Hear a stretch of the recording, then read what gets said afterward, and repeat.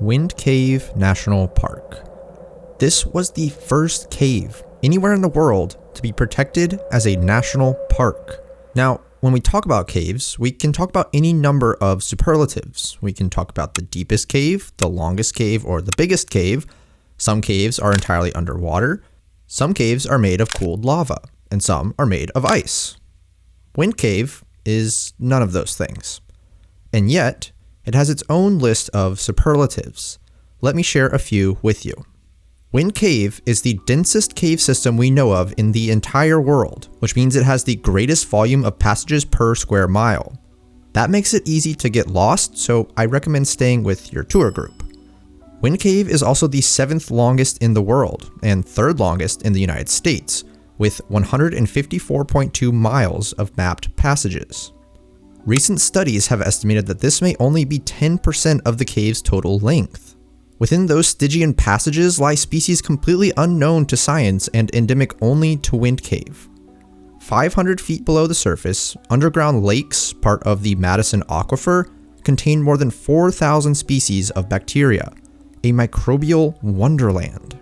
Wind Cave is also home to 95% of the world's known boxwork formations, which are these calcite fins that are left over after the surrounding bedrock has been eroded away.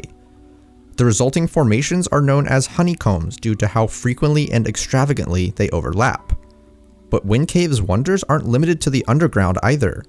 On top of the cave, the park is home to the largest remaining mixed grass prairie in the United States. It's actually that prairie, not the cave itself, that helped protect Wind Cave's very status as a national park. Because despite all of these superlatives and all of Wind Cave's amazing features, it has had its fair share of critics. Critics who didn't think it should be a national park at all.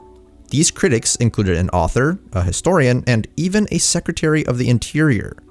But we'll come back to them because I want to talk about how Wind Cave came to be protected as a national park in the first place.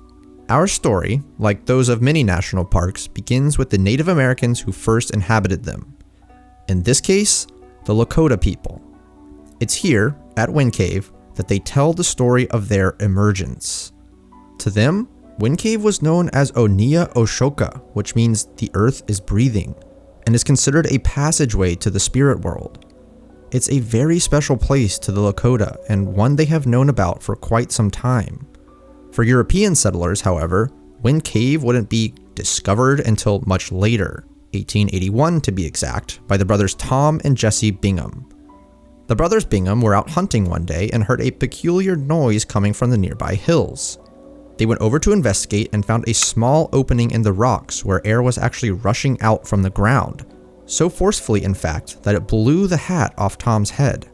Jesse would later return to the spot in an attempt to trick his friends, but to his surprise, this visit yielded yet another peculiar discovery.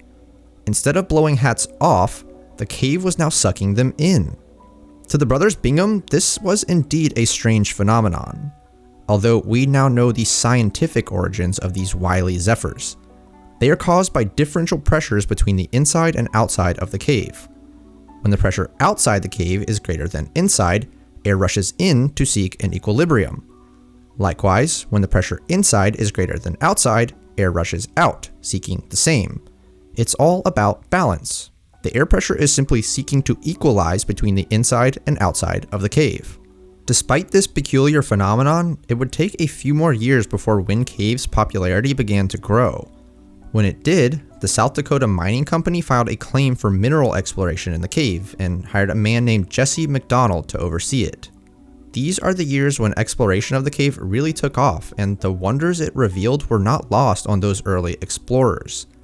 They christened areas with names like Garden of Eden, Pearly Gates, and Fairy Palace, names still in use today, and which are reflective of the awe these spelunkers felt as they discovered ever more of this underground maze. Sadly for the South Dakota Mining Company, however, Wind Cave held no commercially viable mineral deposits, and they soon dispatched with Mr. McDonald's services. Ever the opportunist, Mr. McDonald seized on this opportunity to open the cave up for tourism and exploration. He and his family enlarged passageways, installed ladders and stairs, and led guided tours into the cave in order to make a living. The popularity of Wind Cave continued to grow. So much so that specimens from the cave were displayed at the 1893 World's Columbia Exposition in Chicago. If the cave was popular before, it was now a full-blown phenomenon. But the increased publicity now meant that all the people who had a claim on the cave were now trying to take advantage of said publicity. This included Jesse McDonald, but also the South Dakota Mining Company and a man named John Stabler, who Jesse had sold a portion of his claim to. The resulting legal battle ended somewhat anticlimactically though, as the federal government decided that none of the parties had a legitimate claim to the cave. Enter the National Park Service. They had their eye on Wind Cave after the increased publicity had resulted in a government survey detailing the wonderful and unique formations within it. One man, M.A. Meyendorf of the Interior Department, said Wind Cave was only quote-unquote second to the Yellowstone and actually thought it was more attractive than Mammoth Cave. With no legal challenges standing in their way, he recommended establishment of a national park. Ironically, it was the perceived worthlessness of the cave which helped move this effort forward. Like with Yellowstone, the idea of protecting Wind Cave was more palatable since it didn't appear to hold any value for mineral extraction, timber, or agriculture. The legislation was signed January 9, 1903 by President Theodore Roosevelt, creating America's 7th national park. The designation included both Wind Cave itself and the prairie above it, although no one really cared about the prairie. They only included it because it was on land directly above the cave.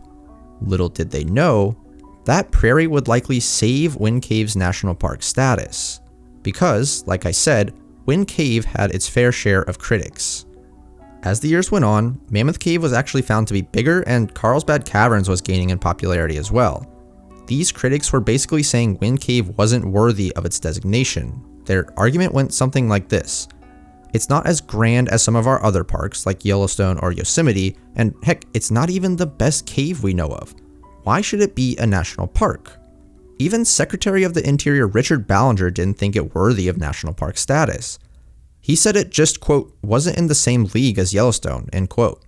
Critics thought it was worthy of being protected just as something other than a national park, like a state or local park. Supporters of Wind Cave, though, pointed to the incredible boxwork formations and unique geology as evidence enough. It was also attracting comparable visitation to other national parks at the time, like Sequoia and Crater Lake.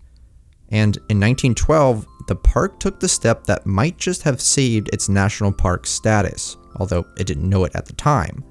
It established a bison preserve on the prairie above the cave, the same prairie that no one wanted or thought would be useful. Bison had been extirpated from the Wind Cave area for quite some time, the last one shot in 1881, a full 22 years before it became a national park. This was an animal whose population was plummeting across the United States, its numbers having dropped from in the tens of millions to just a few hundred individuals by this time. But here was Wind Cave, establishing a preserve and providing refuge to that most iconic of animals. Wind Cave now had attractions below and above ground for visitors to enjoy. But their new bison herd also put them ahead of the curve when it came to national park management policy. See, when the Park Service was officially established in 1916, there was a concerted effort for parks to function as wildlife reserves in addition to their scenic and recreational functions. Wind Cave was already doing this. They had been doing it since 1912. There was, of course, the cave where people could come and enjoy the unique geological features, but there was also the Bison Preserve, protecting an iconic American mammal that was, at the time, on the verge of extinction. Wind Cave was ahead of its time in this way and quickly established itself as a prime example of this new national park model. It's that precociousness that helped save Wind Cave as a national park at all. Sure, there were larger, more impressive caves, there were more scenic and beautiful national parks, but Wind Cave had superlatives of its own, and it had bison. It was being managed in a way we now consider normal for national parks, protecting resources for future generations to come while still giving visitors access to said resources.